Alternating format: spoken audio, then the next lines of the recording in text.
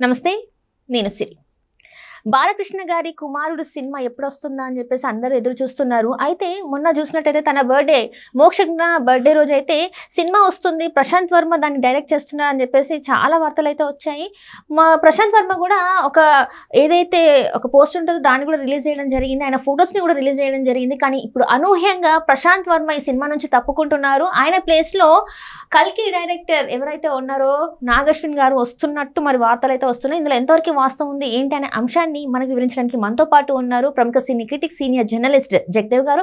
నమస్కారం సార్. నమస్తే సార్. ఇప్పుడు చూస్తుంటే మోక్షజ్ఞ సినిమా ఎప్పుడెప్పుడు వస్తుందా అని చెప్పేసి అంటే నందమూరి ఫ్యాన్స్ అందరు ఎదురు చూస్తున్న టైం, అంటే ఎప్పుడో రావాల్సింది ఇంకా రాలేదు, సరే ఇప్పటికైనా వస్తున్నారు అనుకున్న టైంలో మళ్ళీ ఇప్పుడు దాని డైరెక్టర్ మారిపోవడం, ప్రశాంత్ వర్మ గారు చేయట్లేదు, అశ్విని దత్ గారు రీప్లేస్ అవుతున్నారు అని చెప్పేసి వార్తలు వస్తున్నాయి. ఇందులో ఎంతవరకు వాస్తవం ఉంది సార్? అశ్విని దత్ గారు కాదమ్మా, అశ్విని దత్ గారి అల్లుడు రీప్లేస్ అవుతున్నారు. నాగశ్వినికి ఒక మంచి ట్రాక్ రికార్డ్ అవుతుంది కదా, మహానటి, బ్లాక్ బాస్టర్, తర్వాత ఫస్ట్ ఏంటది ఎవడే సుబ్రహ్మణ్యం కాన్సెప్ట్ కూడా అసలు విజయ్ దేవరకొండకి ఒక లైఫ్. తర్వాత నాని కెరీర్లో కూడా అదొక మైల్ డ్రైవ్, డిఫరెంట్గా ఉంటుంది మూవీ కూడా మీరు చూస్తే అబ్జర్వ్ చేస్తే. సో అట్లాంటి డిఫరెంట్ కాన్సెప్ట్స్తో వచ్చిన నాగశ్విన్కి రీసెంట్గా ప్రపంచం గర్వించదగ్గ మూవీ కల్కి, అంటే ఒక విధంగా ఆ రేంజ్లోకి తీసుకెళ్లారు కదా. అంటే భారీ కాస్టింగ్తో డైరెక్ట్ చేయించడం చాలా చిన్న ఆర్ట్ కాదు. ఎందుకంటే ఒకసారి ఎవరో ఇంటర్వ్యూలో కూడా చెప్పారనమాట, అనిల్ రావిపూడి ఈ మధ్యకాలంలో F3 చేసినప్పుడు, F3 కానీ F2 కానీ వరుసగా అంటే యూనిట్ వ్యాన్ల కన్నా క్యారవాన్లు ఎక్కువ ఉన్నాయంట. ఎందుకంటే అందరూ సీనియర్ ఆర్టిస్టులు, ఫేమ్ ఉన్న ఆర్టిస్టులే కదా. వెంకటేష్ గారు, వరుణ్ తేజ్ గారు, ప్రకాష్ రాజు, హీరోయిన్లు తమన్నా, అందరూ పెద్ద పెద్ద ఆర్టిస్టులు ఉండడం వల్ల అంతమందిని హ్యాండిల్ చేయడం చాలా కష్టం. అది ఎవరికి సాధ్యమయ్యేది? ఓ రాఘవేంద్ర గారు, దాసరి నారాయణ గారు, అప్పుడు వాళ్ళు కోదండరామరెడ్డి గారు, ఇట్లాంటి వాళ్ళు పెద్ద పెద్ద వాళ్ళు కాబట్టి వాళ్ళు ఒక రేంజ్లో కమాండ్ చేయగలిగేవారంట. ఇప్పుడు వాళ్ళు అసలు అంతగా కమాండ్ చేయగలుగుతారా లేదా అనేది గొప్ప విషయం. సో అనిల్ రావిపూడి ఆ మైల్ డ్రైవ్ దాటేశారు అని చెప్పి ఎక్కడో ఒక ఇంటర్వ్యూలో చూశాను. గ్రేట్ అనిపించింది కదా. అనిల్ రావిపూడి గారి ఆయన వయసుకి మించిన ఆర్టిస్టులతో కూడా చేయడం అనేది కత్తి మీద సామె. అయితే ఇక్కడ మరలా ఈయన నాగశ్విని కూడా కల్కికి ఒకసారి మనం అబ్జర్వ్ చేస్తే Amitabh Bachchan, Asian biggest star, Kamal Haasan, భారతదేశమే గర్వించదగ్గ, నాకు తెలిసి మొట్టమొదటి పాన్ ఇండియా కాన్సెప్ట్ వచ్చిందే కమల్ హాసన్ గారితో. అటువంటి నటుడు. అంటే మిగతా అందరూ ప్రాంతీయంగా హీరోలుగా చెప్పుకుంటారేమో కానీ కమల్ హాసన్ అంటే ఒక భాషకు చెందిన హీరో కాదు, ఆయన భారతదేశానికి చెందిన హీరో నటుడు కదా. సో అలాంటి కమల్ హాసన్ గారు, పైగా the biggest rebel star Prabhas before Baahubali, after Baahubali కదా అంతా కూడా. అటువంటి అంత పెద్ద దీపికా పదుకునే, ఆమె బిగ్గెస్ట్ బాలీవుడ్ స్టార్ హీరోయిన్. ఇట్లా ఎంతమందిని ఒక దగ్గరికి చేర్చి వాళ్ళని డైరెక్ట్ చేయడము, వాళ్ళకి యాక్షన్ చెప్పడము, సార్ బాగాలేదు ఇది ఇంకోసారి చేద్దాం అంటే ఎంత ఇదిగా ఉంటుందో. ఇప్పుడు అమితాబ్ ఉన్నారు, ఆయన ఏదైనా సూపర్ చేస్తాడు. కమల్ హాసన్ ఉన్నాడు, ఆయన సింగిల్ టేక్ ఆర్టిస్టు. ప్రభాస్, వీళ్ళందరూ కూడా సార్ వన్ మోర్ సార్ అని చెప్పాలంటే ఎంత గట్స్ ఉండాలమ్మా, ఎంత మెగా మైక్ పట్టుకున్నా కూడా. సో అటువంటి సత్తా ఉన్న డైరెక్టర్ అని నాగశ్విన్ కల్కితో ప్రూవ్ అయిపోయారు.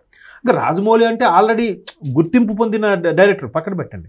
ఇతను ఇప్పుడు అప్కమింగ్ కాబట్టి ఈయనకి ఇస్తే బాగుంటుంది అని ఒక కాన్సెప్ట్లో ఉందో, లేదంటే అక్కడ ప్రశాంత్ వర్మ ఏదైతే హనుమాన్ తీశారో ఆయన ఎక్కువగా దానికి నెక్స్ట్ సీక్వెల్గాను ప్రీక్వెల్గా తీసుకునే కాన్సెప్ట్లో ఇంకా నాకు దీనికి కంపారిజన్గా, లేదా సినిమాటిక్ యూనివర్స్ అంటారు, అంటే ఒక సినిమాలో ఉన్న పాత్ర ఇంకో క్యారీ ఫార్వర్డ్ చేసే విధంగా ఈయన అట్లాంటి కాన్సెప్ట్లో ఉన్నాడు. కాబట్టి మోక్షజ్ఞకి కొత్తగా డిఫరెంట్గా చూపిద్దాము అనే ఉద్దేశంలో ఆలోచిస్తున్న తరుణంలో మేబీ దానికి సూట్ అవ్వకపోవచ్చు.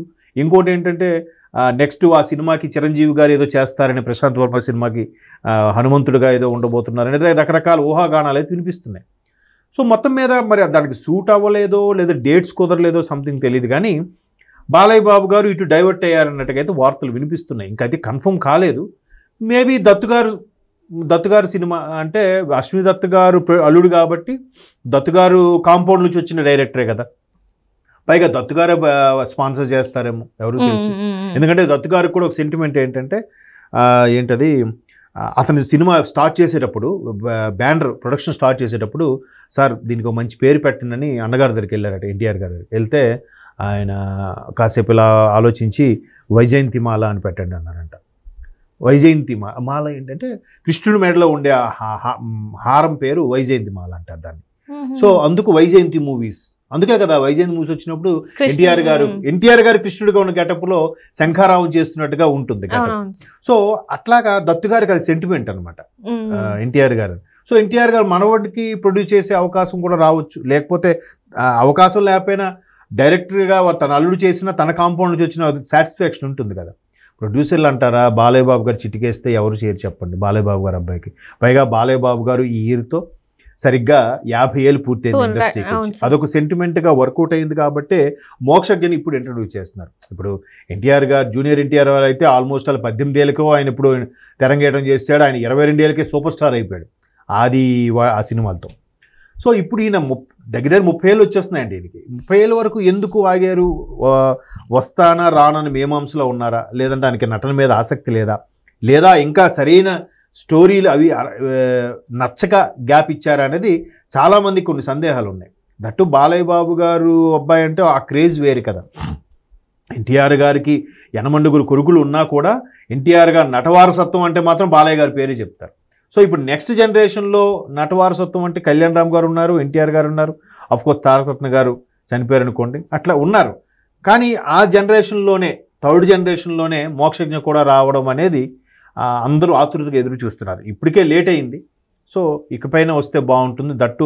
దత్తుగారు లాంటి ప్రొడ్యూసర్లో కానీ లేదా దత్తుగారు అల్లుడుగా నాగశ్విన్ చేస్తే బాగుంటుంది. నాగశ్విన్ కాన్సెప్ట్లు కూడా డిఫరెంట్గా ఉంటాయి, అంతే కదా. ఇప్పుడు ఒకసారి చిరంజీవి గారు కూడా అదే అన్నారు, మహానటి సినిమా చాలామందికి అప్పటి వరకు ఉన్న రూమర్ ఏంటంటే సావిత్రి గారు చాలామంది ఆవిడని మోసం చేశారు, ఆమె ఆస్తిని తీసుకున్నారు, లేదంటే ఆవిడ కొంచెం అలవాటు ఉండేది, ఇలాంటివి ఎప్పుడు కథనాలుగా వినపడ్డాయి తప్ప దాన్ని తెర మీద అంత ధైర్యంగా చూపించగలిగిన దర్శకుడు కదా ఆయన. అదే అడిగాడంట, ఆయన సావిత్రి గారికి ఆ యాంగిల్ ఉందని నువ్వు అంత ధైర్యంగా ఎలా చూపించగలగాయా అని. అంటే ఆ దర్శకుడు ప్రతిభ అక్కడే తెలుస్తుంది మనకి. అంటే బయోపిక్ అంటే నిజంగానే ఆమె జీవితంలో జరిగిన ప్రతి ఒక్క అంశాన్ని అట్లా పెట్టడం చాలా గట్స్ తో కూడుకున్న పని. ఎందుకంటే ఆ ఫ్యామిలీ మెంబర్స్ నుంచి వచ్చే వ్యతిరేకతని కూడా తను హ్యాండిల్ చేయడం అంటే మామూలు విషయం కాదు. అంటే లక్కీగా ఆడియో ఫంక్షన్ వాటికి గెస్ట్లుగా కూడా వాళ్ళ అమ్మాయిని వాళ్ళ అబ్బాయిని కూడా పిలిచారు, సావిత్రి గారు అమ్మాయిని అబ్బాయిని. కొన్ని వాస్తవాలు ఉన్నాయి, మరీ రియాలిటీగా పెడితే ప్రతి మనిషి కూడా మంచి చెడు రెండు ఉంటాయి. ఎవడు అన్ని మంచి ఉంటాడు, దేవుడు అయిపోతాడు. సో అటువంటి చెడును కూడా మీరు అన్నట్టు ధైర్యంగా చూపించగలగడం, లేదంటే ఆమె అభిమానుల నుంచి ఏమైనా వ్యతిరేకత రావచ్చు, లేదా విమర్శకులు ఇవాళ రేపు సోషల్ మీడియాలో ఎలా ఉంది, నీకేం తెలుసురా ఆ మహానటి గురించి, ఎందుకురా ఇప్పుడు మీరు ఆవిడ ఇమేజ్ని చెడగొడతాడు. ఆల్రెడీ రాజమౌళి గారు కూడా ఆ స్టేజ్ మీదనే ఎలా అన్నారంటే గణేష్ గారే అలవాటు చేశారు మీరు అని చెప్పేసి ఎలా చూపెట్టావు నువ్వు అని చెప్పేసి కూడా స్టేజ్ మీదనే అడిగారు. అది బాగా గుర్తు అనమాట నాకు. రాజమౌళి గారే అడిగేస్తారు జెమినీ గణేషన్ గారే సావిత్రి గారికి మీరు మంద అలవాటు చేసినట్టు ఎందుకు చూపెట్టావు నువ్వు అని చెప్పేసి కూడా అడిగారు. అంటే అవి సేమ్ అది. సో అంటే రాజమౌళి గారు అటువంటి వాళ్ళని అంత పెద్ద దర్శకులే ఆలోచింప చేసేలాగా డైరెక్షన్ చేశాడంటే పైగా ఆయన అంటే ఎప్పుడు కూడా తన సినిమాలో మాట్లాడే తప్ప తన ఎక్కడ మాట్లాడు.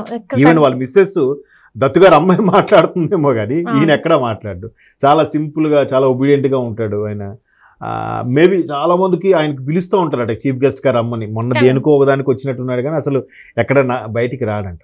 ఈవెన్ అదేంటది ముగ్గురు వచ్చాయి కదండి మన నవీన్ పోలిశెట్టి సినిమా జాతిరత్నాలు కూడా భలే ఉంది. ఇది ఆయన విడిపించాడు అని అంటే అందులో ఇంత స్టోరీయే లేదంటే స్టోరీ ఉండదు, ఇది చెయ్యండి బాగుంటుంది, జనాలు కనెక్ట్ అవుతుంది, ఓన్లీ జోక్స్తోనే సినిమా వెళ్ళాలి అన్నట్టు కూడా చెప్పాడండి.